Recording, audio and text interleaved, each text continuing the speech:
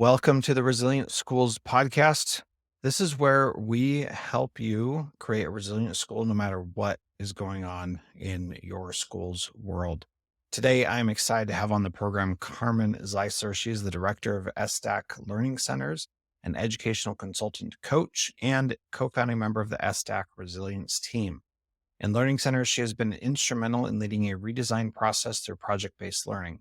In schools, Carmen loves collaborating with teachers on trauma-informed practices, and she leads the Restorative Justice in Schools effort on the ESSDACK Resilience Team. Her other passion as a consultant and coach is supporting teachers to build strong reading cultures in their classrooms. One of her favorite ways to do this is to use picture books with science and social studies to make these content areas come alive for students. Carmen has traveled all over the world as a teacher. She spent 10 years in Mexico at the American Institute. She spent 10 years in Mexico at the American Institute of Monterrey teaching 9th and 10th grade English literature and helped build the gifted and talented program that was used as a model for all the state of Nuevo Leon. Carmen fell in love with the Mexican culture through language, food, dance, music, and people. But then she started getting antsy and wanted a new adventure, so she headed off to Brasilia, Brazil, which is where my dad lived for about 10 years, where she spent 3 years at the American School of Brazil teaching kindergarten. During this time, she had students from 16 different countries in one classroom. Her time in Brazil left her with a passion for writing and languages, and then she landed back in McPherson, Kansas, where she taught for 10 years prior to coming on board at ESSDACK. Carmen has been to 33 countries and loves infusing her travels into her teaching. Carmen is a natural at building relationships with students and teachers so that she can help them ask powerful questions that help ignite passions. And her passion is building relationships with students and teachers so that she can ask them questions to help guide them in finding their own passions. Carmen, welcome to Resilient Schools. So grateful to have you here. Thank you so much. I'm so excited to be here. Well, I'm excited to have you. And this is part of our ongoing conversation about the Bridging to Resilience Conference, which is happening November 6th through 8th in Wichita, Kansas. If you are listening to this show, you need to be at this conference because it is your people. You're going to find your people there. So, from our conversation today, what is a takeaway that people should get, Carmen? That circle work has lots of different facets, and that when you hear about circle work, it's not just always the restorative, that there's some precursors before that. Yeah, definitely. I think that was a good thing for me. I've heard about circles for classrooms and for restorative situations and for like IEPs or academic interventions. But you did a really good job of bringing those all together and showing how they need to be one interconnected piece. So I think that's really valuable. Really looking forward to this interview. So we'll get to Carmen's conversation in just a moment. Carmen, why don't you start by telling us about the three different types of circles that you work with? I think a lot of people know about restorative circles or about classroom meeting circles, but you define three different types of circles. So tell us about those. Yeah, so this is like from John Whalen's work on circles. And so it's community circles, so that class type meeting circle where it's proactive, it's happening consistently. We circle up because we know it's a good way to build relationships. We might be solving some class problems or class conflict during those community circles, but the whole point is let's build community so that we can see each other. And then we have academic circles, and that, like, I love like using social studies to circle up in and have a conversation where we can be eyeball to eyeball with each other. We see a lot of schools using like social emotional or character development curriculums inside of circle work. I also saw a fantastic math teacher use circles the other day where all he did was say, where are you at with the concepts that we're working on right now? And they went Yeah. around the circle, and there was one kiddo that said, I am struggling, and then three other kids said, I gotcha. Mm. And that just blew me away. And then the last type of circle is those restorative circles. And there's a kind of a range inside of restorative circles, from being a little informal to being a very formal kind of circle process. And inside there, that's where we're coming together to say, here's the harm that's happened. Here's my part in that. Here's how I'd like to repair the harm. But it is a community process. And Yeah. the cool So part. why is the community part so important, and how is that different than what we might like in education? We have community because we're in education. So why Yeah. do we need like something special? Yeah. So here's the thing, there's always going to be conflict. And what I see is we just avoid it. As adults, we avoid conflict. Inside schools, we avoid conflict. Our answer is either we're not going to talk about it, or you're suspended or expelled. Yeah. And then what happens is then you've got a kiddo who gets suspended, long-term suspended or expelled, and then comes back to us as credit deficient, a wide range of things, right? Dealing with mental health Hmm. issues, lonely, so many different things. And so in let's use a restorative circle kind of approach for these kind of conversations, and let's put in people, because we know the science of resilience, right? Like the science of resilience says a safe, supportive adult in a child's Yeah. life can change their life. So let's not just bring in one, let's bring in several into the circle, and let's talk about what happened, the conflict that happened. And let's talk about how we need to repair the harm. Let's talk about the consequences.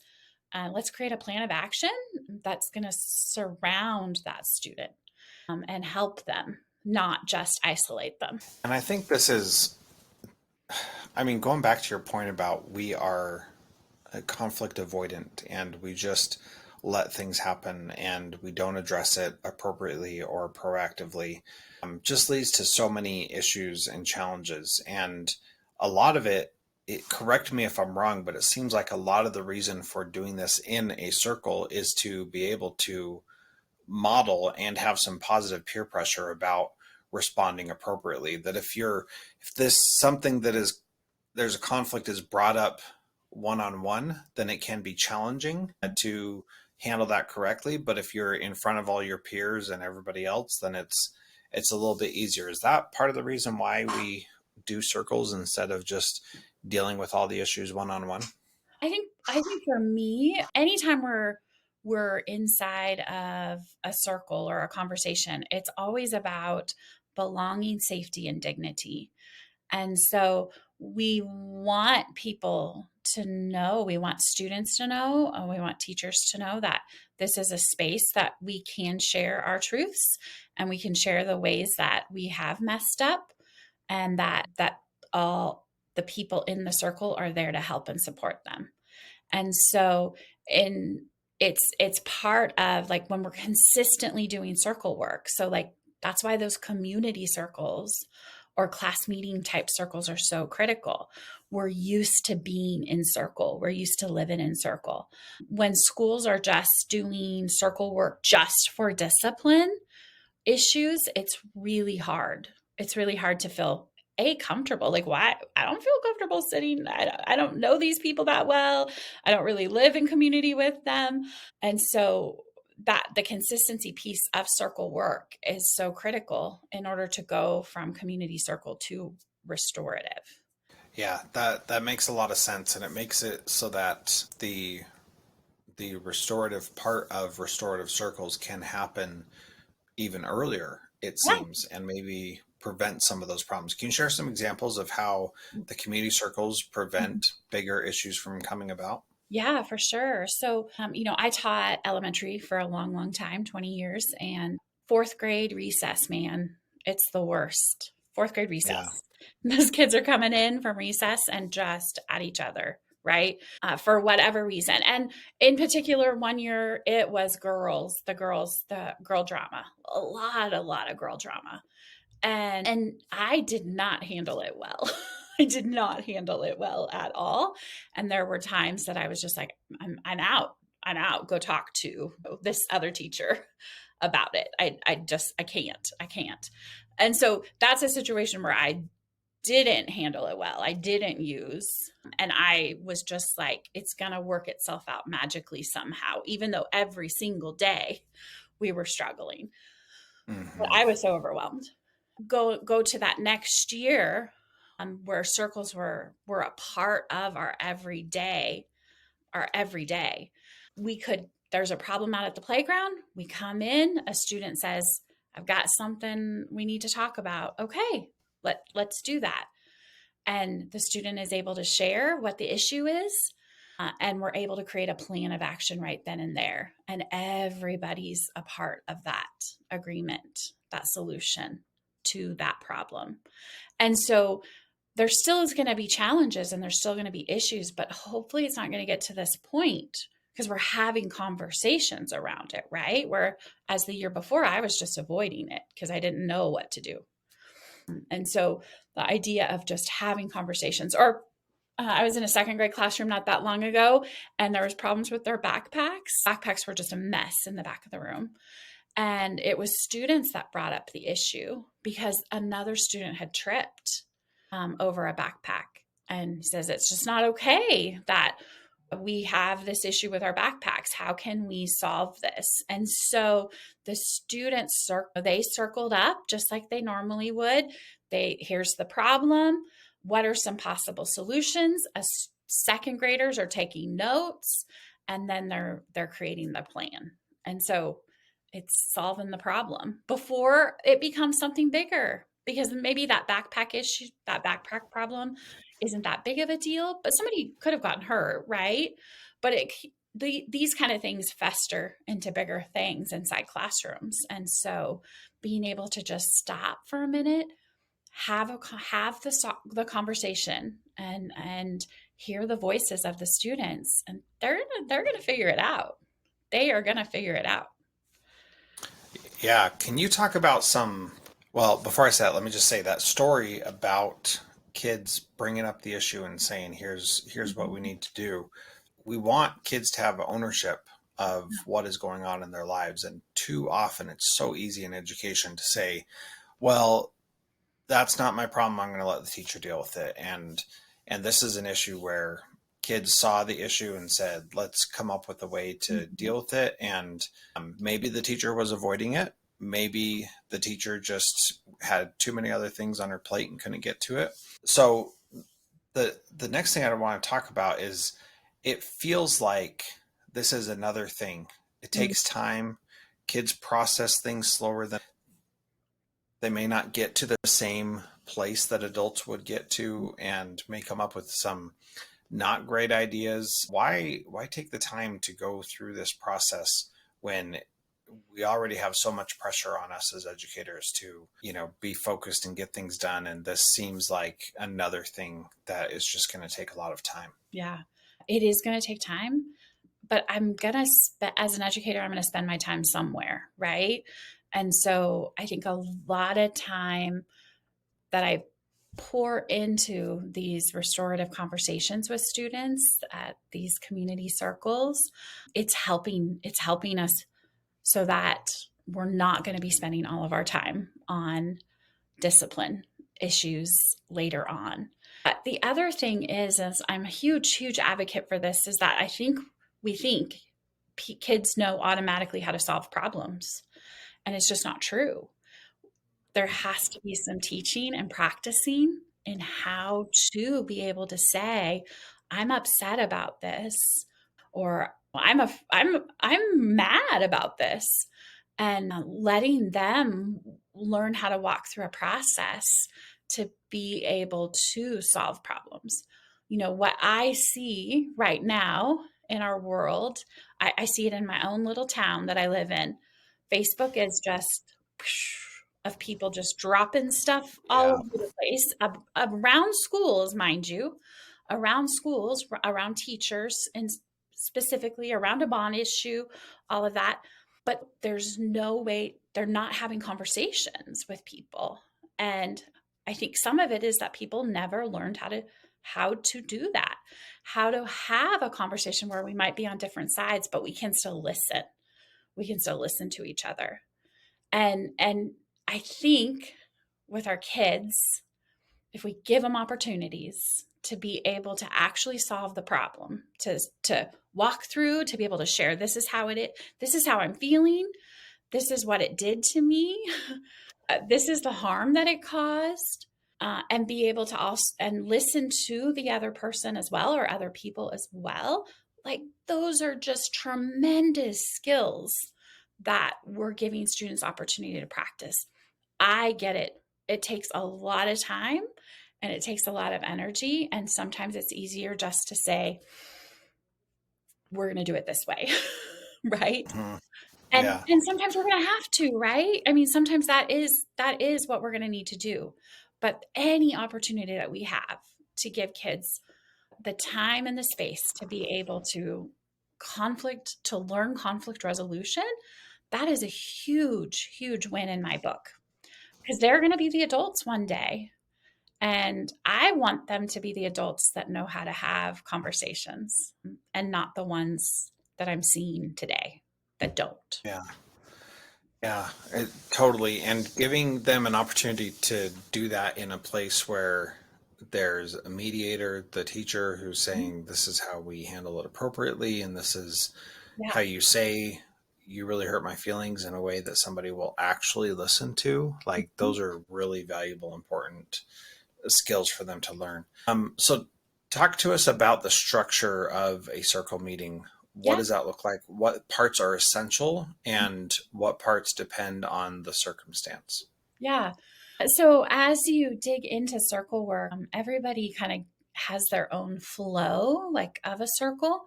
The big thing is like, you get your flow and you kind of stay with that flow.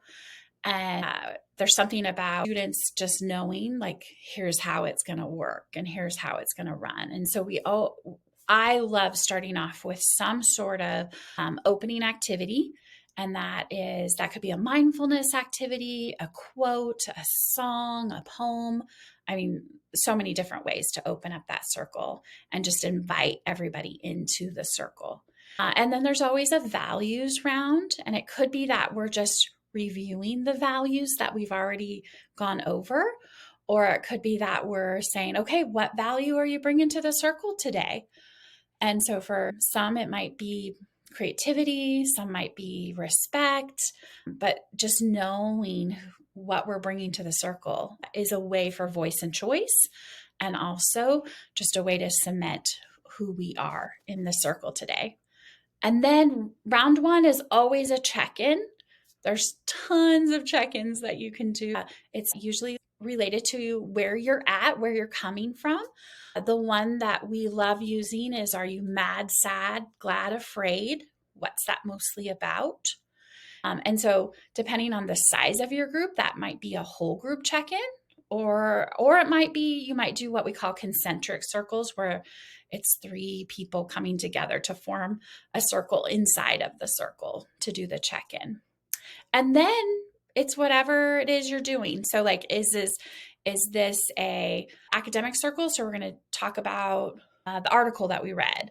Or is this a circle around the social emotional work that we're doing in the classroom? So then, depending again on ages, depends on how many rounds you would go. And then there's always a closing of something, a way to bring it to bring everybody together. And then we always want to thank people for participating in the circle. Okay. I like having that structure in place, and I see how, like, whether you're doing academic, community, or restorative, how those processes to set that up can be really valuable. And so you're going to do all the regular things that you always do, and then today specifically we're talking about this issue, and Mm-hmm. here's the thing that we need to address on this. So let's talk a little bit about the closing, a way to bring everyone together. Tell Mm-hmm. me more about Yeah. what that means. And does that mean that there's a resolution every time, or sometimes things are left and we say things are left? Like, tell me about that. Yeah, depending on the type of circle. So, like a community building circle, maybe it's just around welcoming new people to the classroom, or a new person to the classroom. That closing might be something like share in 3 words your favorite thing about our school to Rebecca. And so everybody just goes around really quickly to share that. It could be I love using children's literature with circles as well. And so maybe a closing activity could be something, or the closing activity is around, I'm just thinking of a book, Mary Blair, A Pocket Full of Colors. It's about the Disney artist, Mary Blair, who did It's a Small World. And so in the closing, what I wrote was, watch this little video of It's a Small World. Because many of my students have never had that experience to go through It's a Small World. So watch the video that Disney created on that. And then just share, what are 3 words that come up when you see that? It also could just be a mindfulness moment to close out our time, depending on what kind of circle it is. And it also could be, do you think that we're ready to make a decision on this, or do we need to think for a little bit and come back to this tomorrow? So lots of different ways to do that depending on the type of circle. So it's providing closure to the meeting, not necessarily providing closure to the topic or the issue. And so if it's an academic thing, then maybe not everybody gets it. We need to talk about it more tomorrow. Maybe with a restorative, the person is not penitent and doesn't feel like they did anything wrong. And we're not ready yet to say this is a done deal because feelings are still hurt or something like that. Right. Anything you'd like to add there, Carmen? Yeah.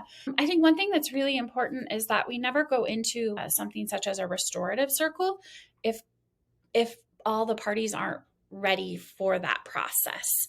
It doesn't mean that everything's going to be resolved in that circle time, but we never require somebody to be a part of a circle. And we don't want, because that can lead to some real shaming, a lot of other issues that could come up from that. And so if a student's not ready to be a part of it, then there's some other conversations and such that take place and happen. And hopefully we get to that point where he or she is ready to be a part of that conversation. Yeah, I think that's really important to recognize also that even if someone is ready to join the circle, they may not be ready to have closure from that, and hurt feelings may come up again as part of it, right? Oh, and so 100%.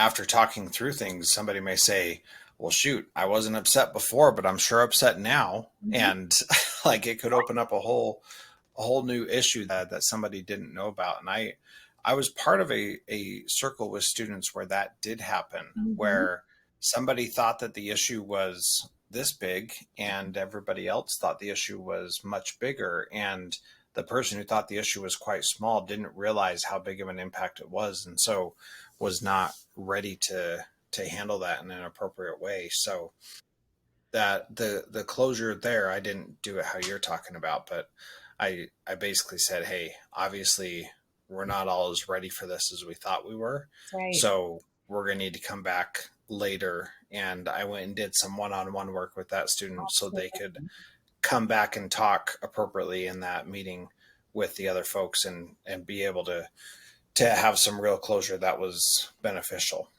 Yeah, absolutely.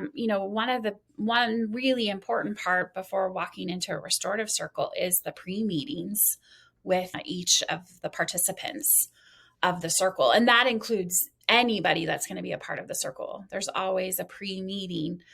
The circle keeper, whoever is the circle keeper, is leading that. And that does sometimes help with some of that, but not always, right? And those pre-meetings for me are just, it's the best part, to be able to just be one-on-one with people, to hear what they're saying. What are you hoping for when we go into circle, in the next few days?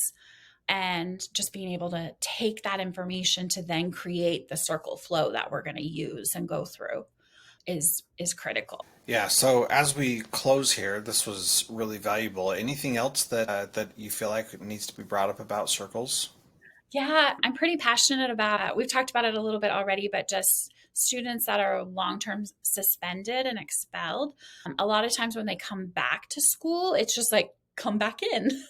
And there has to be some sort of transition process for students to come back in. And so we have a reentry circle process. There's lots of schools that are using reentry circles as a part of that. And it's just a way for everybody. So maybe it's the student and their parents or guardians. Sometimes they ask a friend to join the circle, a counselor, assistant principal, the who's in the circle it depends on the situation, right? But just the opportunity for us to be able to say, okay, wow, during this time, this student did all of these things. Like he got it. He's now a shift manager at Dairy Queen. He finished 4 classes, and the students able to share what they've learned during this time. And then we're able to kind of just share what are some things that we're worried about with this transition. And then right then and there, because everybody's at the table, everybody's in the circle, create plans around that. Because again, we want the student to be able to walk back into the school, dignity, belonging, safety, and that it's not. I had a superintendent that said one time, normally when kids walk in from an expulsion, it's hoodie up, head down. And Mm-hmm. we really want them to be able to walk in. Yeah, mistakes happen, but here's all the things that I was able to accomplish during this time. So hoodie up, head down. Let's give them some high fives. Yeah. And people are not one dimensional. And so, Yes. especially if you haven't seen them, your only memory or interaction of them is they did this bad thing that caused them to get Yeah. kicked out. And so, what it's valuable to have some sort of reconnecting with them as a human being Right. first and foremost. I like that. Yes. Yes. Yeah. Okay, so we have a great conference coming up here in just a couple months called Bridging to Resilience. We are so excited to partner with you on this conference and so excited about what is going to come from the future with this. But first, tell us about the conference this year and what people can expect and why they should go to it. Yeah.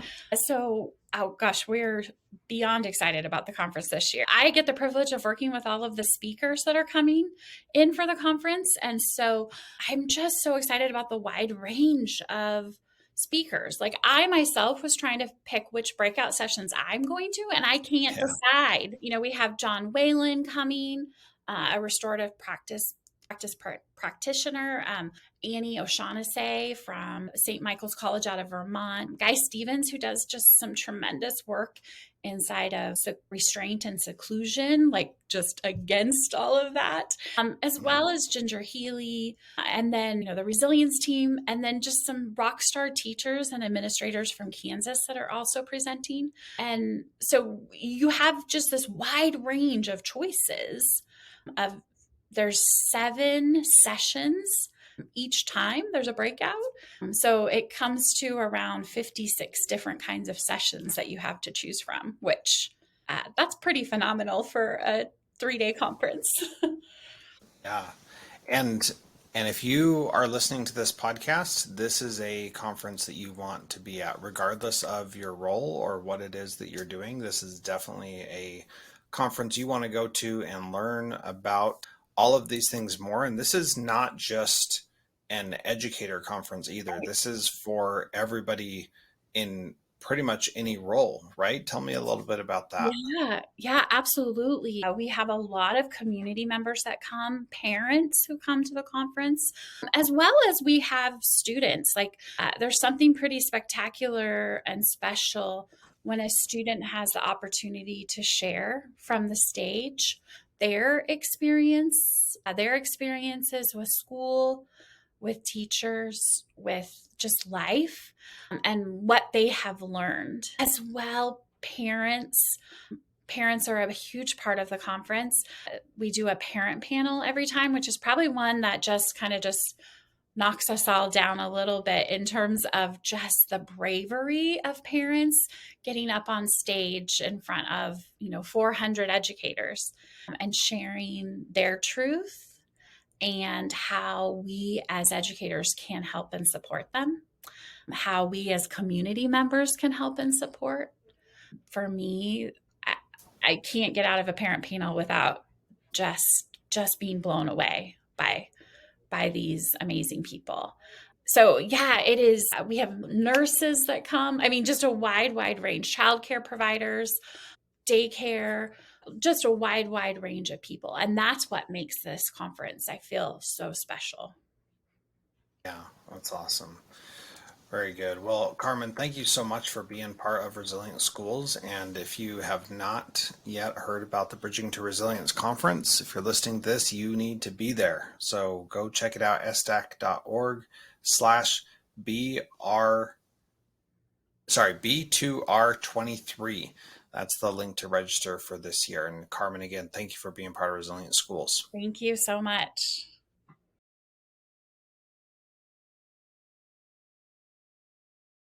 Edited by Gage Sanderson.